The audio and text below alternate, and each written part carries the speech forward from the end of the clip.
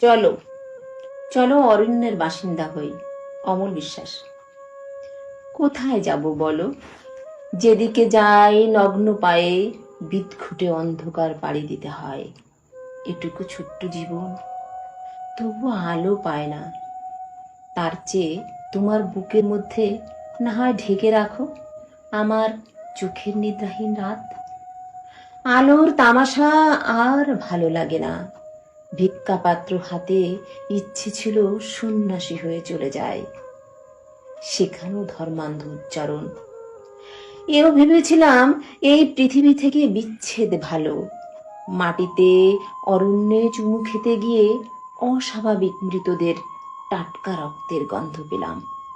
ফের ফিরে এলাম তোমার কাছে। তোমাকে ফেলেই বা কোথায় যাব?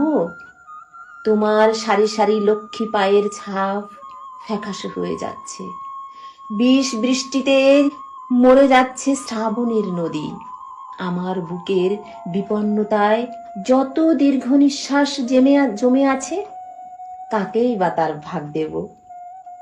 চলো, চলো চলে যাই ভাঙা পাথরের গা ছুঁয়ে বয়ে যাওয়া নদীর উপত্যকায়, যেখানে শ্রেণীবিন্যাস নেই, যেখানে মানুষ নামের কোনো জন্তু জানোয়ার নেই, যেখানে পশু পাখি শান্তভাবে জল খেয়ে ফিরে যায় অরণ্যের বুকে।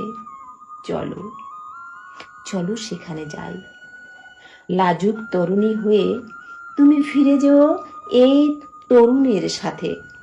নকশি কাঁথায় পশুদের সাথে চলো জীবন কাটাই, যেখানে যুদ্ধ নেই, অস্বাভাবিক মৃত্যু নিয়ে রাজনীতির দৌরত্ব নেই, ধর্ম নিয়ে দাঙ্গাবাজদের আধিপত্য নেই।